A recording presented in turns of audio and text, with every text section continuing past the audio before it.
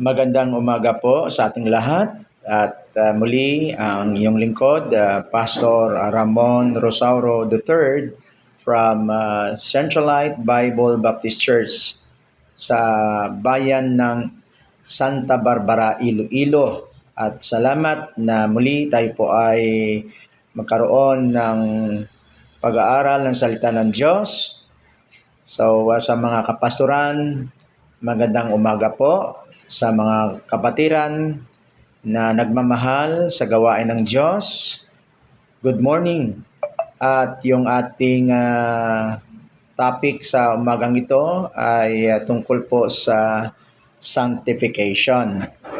At gusto ko lang din iiliwanagin yung tinatawag natin na sanctification ay after tayo po ay naligtas at yung kaligtasan po ay bago tayo po na tumanggap sa ating Panginoon na ating tagapagligtas, ang tawag dyan ay justification. So kapag ikaw po ay tumanggap sa Panginoon na ating tagapagligtas, ikaw po ay na-justified. Binigyan po tayo ng kanyang righteousness.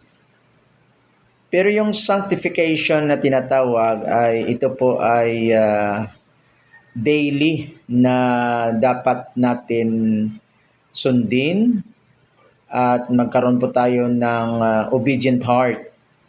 Kasi yung sanctification ay meron pong struggle sa buhay ng isang Kristiyano kung paano natin sundin yung salita ng Diyos at kung paano po natin sundin yung Holy Spirit. Sanctification, it means, ito po ay, definition niya ay spiritual work with the Lord Jesus Christ in a man by the Holy Ghost. So, ibig sabihin, ang Diyos mismo ang nag-work sa ating puso inwardly sa bilang isang Kristiyano. So yun po ang pag-aralan po natin. Siyempre merong definition yung justification na tayo po ay na-justify by the blood of the Lord Jesus Christ. At yung Holy Spirit, yun na po ang kanyang trabaho na always po tayo maging holy. Yes, we are already saved, but yung tinatawag natin na daily walk with God, ito po yung sanctification. Yung glorification, iba din. Na lahat na Kristiyano, someday kapag dumating yung Panginoon, tayo po will be glorified. Magkaroon po tayo ng glorified body. Yan po ay, it will occur during the rapture. Pero yung sanctification, this is a daily walk with God. So bago po tayo magpatuloy, basahin po natin yung verse sa Luke chapter 18 verse 10 hanggang 14. Luke chapter 18 verse 10 to 14. Two men went up into the temple to pray. The Pharisee, or the one a Pharisee, and the other a publican. The Pharisee stood and prayed thus within himself, God, I thank thee that I am not as other men, are extortioner, unjust, adulterers, or even as this publican. Verse 12, I fast twice in the week. I give tithes of all that I possessed. And the publican, standing afar off, would not lift up so much at his eyes unto heaven, but smote upon his breast, saying, God, be merciful to me, a sinner. Verse 14, I tell you, this man went down to his house justified rather than the other.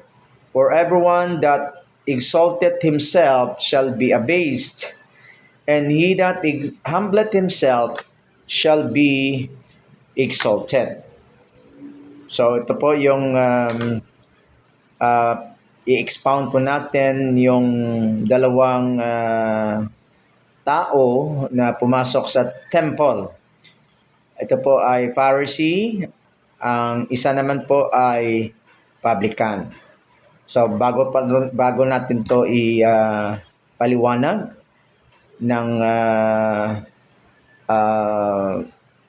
yung explanation ng sanctification sa buhay ng publican, at mayroon po tayong makakita dito na yung sanctification na tama at sanctification na hindi tama.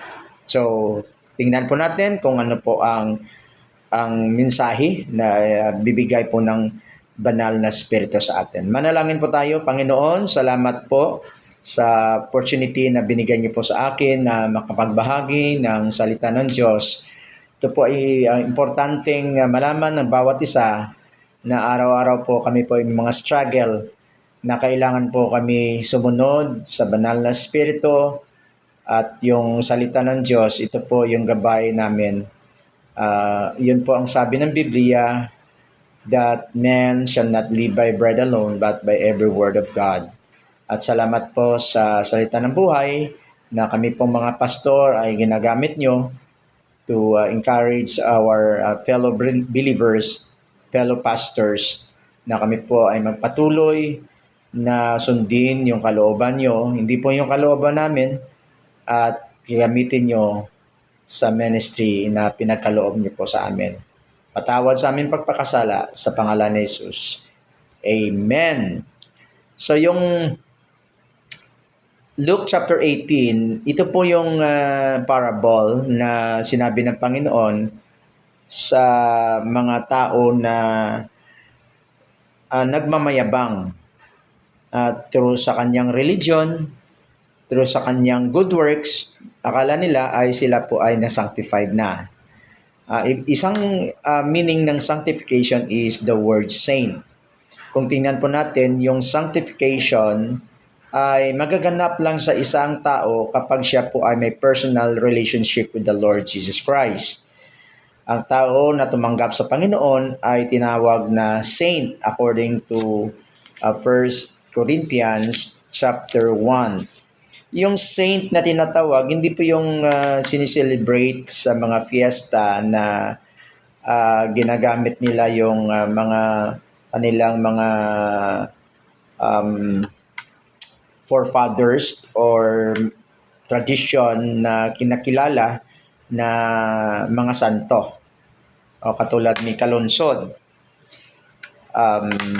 Yung sa amin po dito sa Santa Barbara, Saint Santa Barbara or Saint Labrador. Hindi yon ang ibig sabihin ng saint. Kasi hindi ka naman pwede i-proclaim na saint kung hindi ka ligtas. Yung mga saints na piniproclaim, yan po ay piniproclaim lamang kapag ikaw po ay mayroong miracle na na-perform. At yan po i-canonize pa ng Vatican.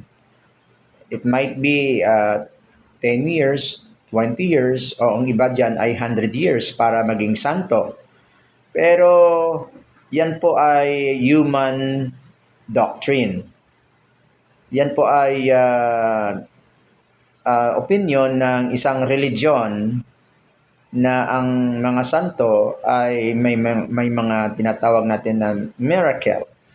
But ang sabi ng Bible, to be saint, diyan po natin makukuha yung word na sanctified. Ito po ang sabi ng Biblia sa 1 Corinthians chapter 1 verse 1. So babasahin ko po. Paul, called to be an apostle of Jesus Christ through the will of God, and Sosthenes, our brother. Verse 2, unto the church of God which is at Corinth, to them that are sanctified. You see? And the word sanctified, it means, in-explain po ni Pablo, patuloy po, in Christ Jesus, called to be saints. with all that and every place call upon the name of the Lord Jesus Christ, our Lord, both theirs and ours. So, ibig sabihin, kapag isang tao ay nagsisi ng kasalanan na nanampalataya sa Panginoon, siya po ay nasanctify by the blood of the Lord Jesus Christ. At tinawag siya na saint. Ang sabi po sa 1 Corinthians 1:2, called to be saints. Ibig sabihin, tayo po na tumanggap sa Panginoon, ikaw po ay saint na. According to the Bible. Hindi yung self-proclaimed saint. At yung mga saint na mini-worship tuwing fiesta sa mga Pilipino, yan po ay tradisyon na mayroon silang patron saints na sila po ay ino-honor or venerate. At yung word na veneration is worship. So, walang verses sa Bible na sila po ay i-worship. No, si Saint Alonso, si Pope John II, naging saints din. Si Mother Teresa, naging saint din. Pero yan po ay proclamation ng Vatican. Ang basihan para maging saint po tayo ay tatanggapin mo si Jesus. Tunay na ikaw po ay nagsisi ng kasalanan at in-invite mo si Kristo na bilang tagapagligtas. At yung banal na spirito, yun po ang tinatawag natin na the presence of the Holy Spirit. Yun po ang sealed. Ikaw po ay na-sealed na ng Holy Spirit. And ikaw po ay naligtas. At therefore, ikaw po ay saint. Katulad ko, tinanggap ko ang Panginoon na aking tagapagligtas 1984 at age 11. Yun po ang ako po ay pinanganak sa spiritual. Yun po ang spiritual birth. Doon ko po nalaman na ako po ay saved. At ako po ay naging sanctified at of course, saint. So, tatawagin ako Saint Ramon o Saint Joe Peter o Saint Jenilyn o kung sino pa yung mga Kristiyano na nagtanggap sa Panginoon, tinawag tayo na saint because we are already sanctified. Amen? So gusto ko lang din liwanagin na mayroong mga sanctification na mali or tinatawag na false sanctification. So ito po yung ating pag-aaral sa umagang ito. So what sanctification is and is not. Unahin po natin yung word na sanctification is not. Yung sanctification na hindi po tama.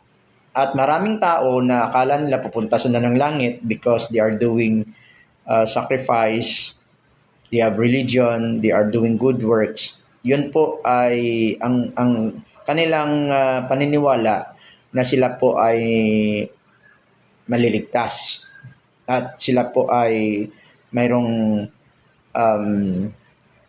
ginagawa na spiritual work or sanctification sa kanilang buhay. Pero yun po ay talakay po natin kung yan ba ay tugma sa sinasabi ng Biblia tungkol po sa biblical sanctification.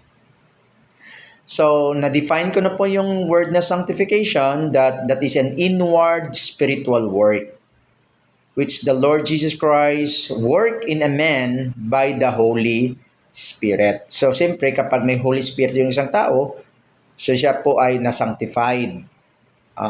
At tinawag din siya na true believer. So, hindi lahat na may religion ay true believer. Ang being a true believer, ang basihan ay ikaw po ay may Holy Spirit. At ikaw po ay you are secured already that you have the Holy Spirit in your heart, and your assurance is from the Word of God. So, i-identify po natin yung sanctification na mali or false sanctification.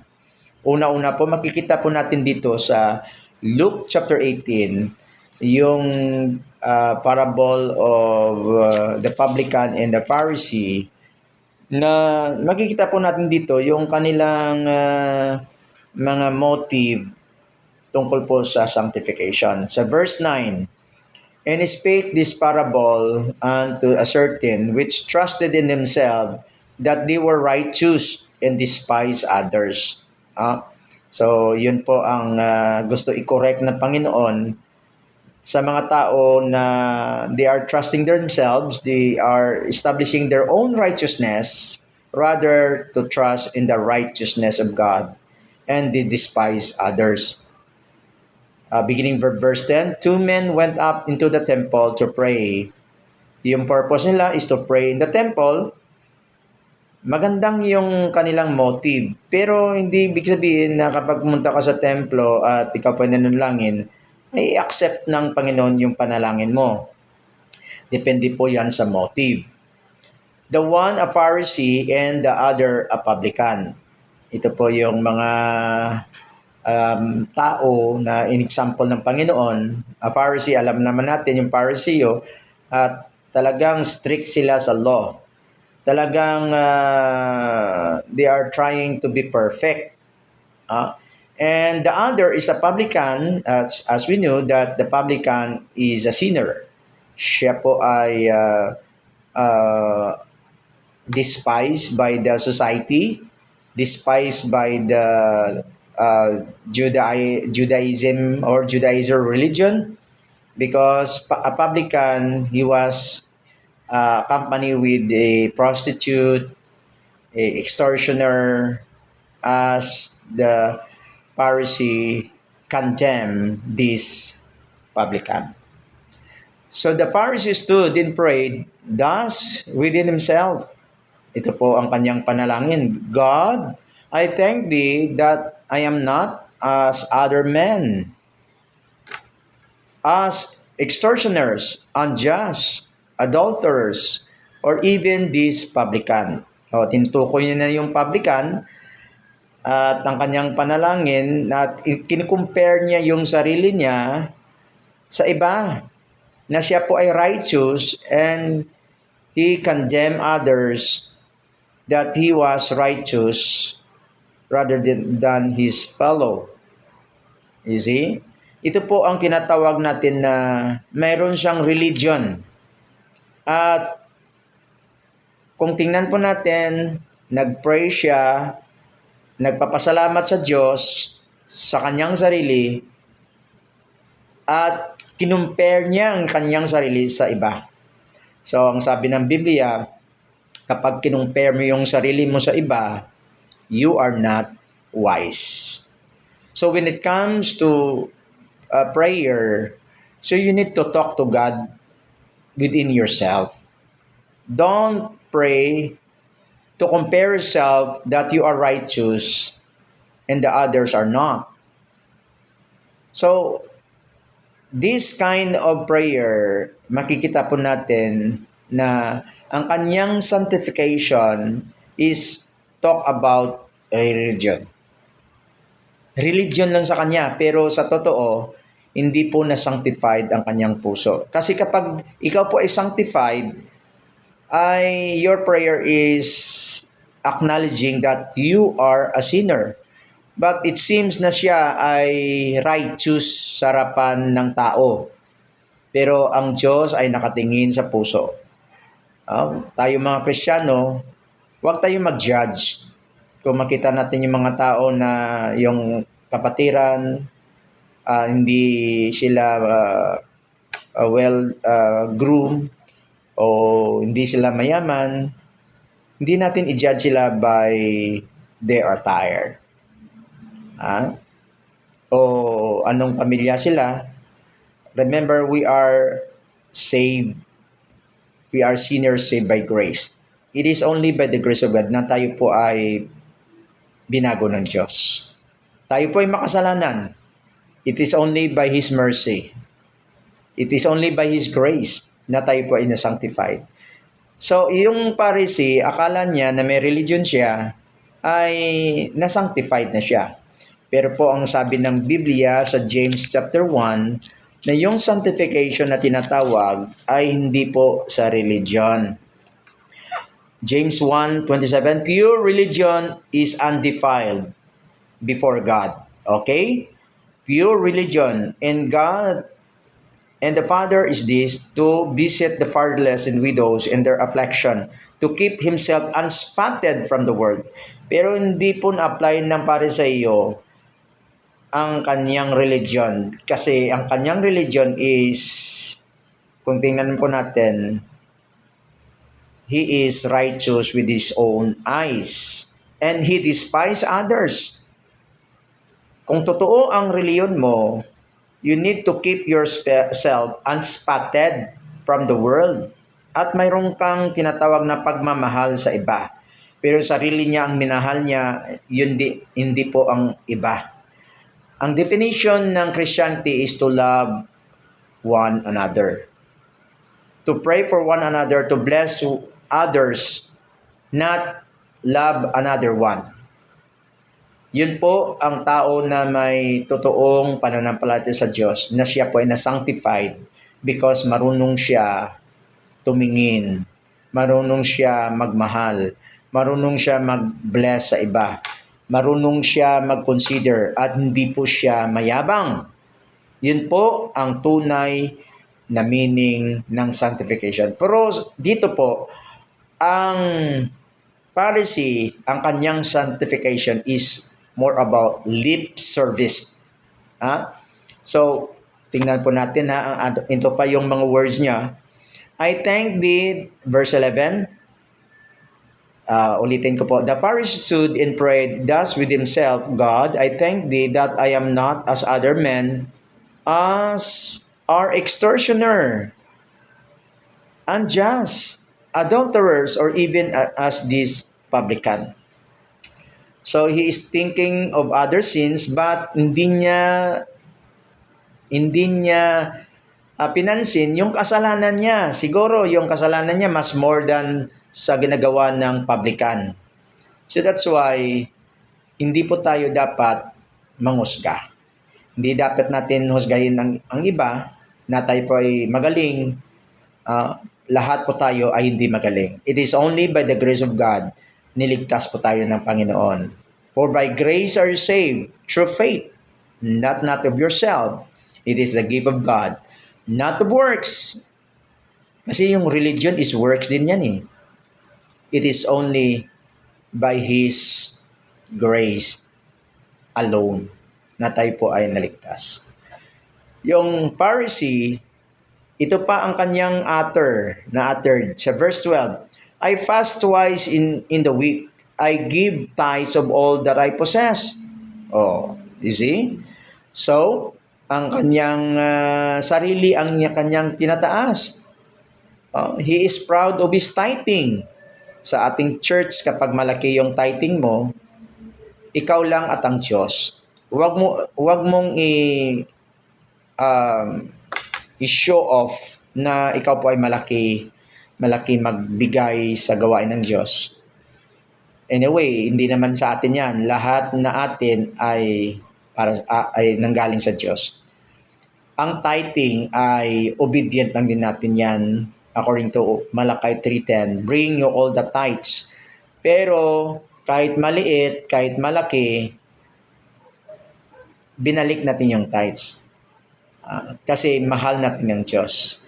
Hindi yung you are giving your tithes at ako po ay pinakamalaking magbigay. So, hindi pwede na gamitin natin na parang license mo na hindi ka i-rebuke sa salita ng Diyos. At maraming mga Kristiyano na kapag malaki magbigay, talagang it might be gamitin ng dyablo na kalabanin yung pastor, o magkaroon siya ng entitled siya kasi malaki yung binibigay niya. at he despised others rather than himself, no? Na dapat hindi po natin dapat gamitin na license na ako po ay okay sa Panginoon. So kapag nagbigay po tayo ng tithes, hindi natin dapat ikalat na ikaw po ay giver. Hindi po yun magandang karakter ng isang Kristiyano. Pero yung Pharisee, talagang pinagmayabang niya na siya po ay nagbibigay ng tithes and he fast twice in the week. Talagang very spiritual siya. At sabi ng Bible, kapag ikaw po ay nag-fasting, kung totoo na ang motive mo, ay hindi mo pwede paalamin yung iba na ako po ay nag-fasting. Ang sabi ng Bible, dapat you need to do some washing yourself and well-groomed para hindi nila malaman na ikaw po ay nag-fasting. Kasi hindi naman pwede na maging holier than thou attitude po tayo. So makikita po natin, una po, ito po ay maling sanctification because he talked about religion. He prayed within himself, lip service, thankfulness with judging others, self-righteous, proud of his typing, proud of his false spirituality. Ito po ay maling sanctification. At ito pa, temporary religious feeling. Why? Akala niya na nag-pray sa Panginoon, ang kanyang prayer ay accepted by heaven. Meron siyang revival sa kanyang puso. Iyon ang tinatawag na a heat revival. But by and by, he returned to his house. The last state become worse than the first. So, hindi yung totoo. Makikita po natin sa social media, sa TV, makita natin na talagang very spiritual sila pero hindi mo alam na meron silang kalokohan. Yun po ay alam na natin na sino po ang kinulong ngayon na leader ng Kingdom of Jesus Christ. Hindi po yun Kingdom ni Jesus Christ. Kingdom po yan ni Kibuloy. So yun po ay tinatawag na temporary religious feeling na talagang grabe magsalita. But ang kanyang ginagawa, the last state become worse than the first. Ito pa, outward formalism and external devoutness. Ito pong Pharisee, mayroon siyang outward formalism and external devoutness. Ang pinag-usapan dito, hindi po yung external. Na ikaw po ay faithful sa church mo, pero in reality, hindi po yung tinitingnan ang outward. Ang tinitingnan ng Diyos, ang inward. The Pharisee had external religiousness, having a form of godliness but denying the end of is made a substitute for the inward holiness. This is a short, false sanctification of the heart. Yun po ang maling sanctification. Ano po ang tama bago tayo magtapos? Ang tamang sanctification at ang ibig sabihin, ito po ang tamang sanctification na ginamit or nakita po natin sa publican sa verse 12. Opposite yung kanilang prayer. And the publican standing afar off would not lift up so much at his eyes unto heaven, but smote upon his breast, saying, God, be merciful to me as a sinner. I tell you, this man went down to his house justified rather than other. For everyone that exalted himself shall be abased, and he that humbleth himself shall be exalted. Ito po ang tamang sanctification. Ang ibig sabihin, habitual respect to God's law and habitual effort to live in obedience to it as the rule of life. He acknowledged that he is a sinner. The publican asking for mercy. He acknowledged that he is a sinner. So that's why he was justified and then he was sanctified because ito po ang tunay na meaning ng sanctification. Ito pa, habitual endeavor to do Christ's will and to live by His practical precept.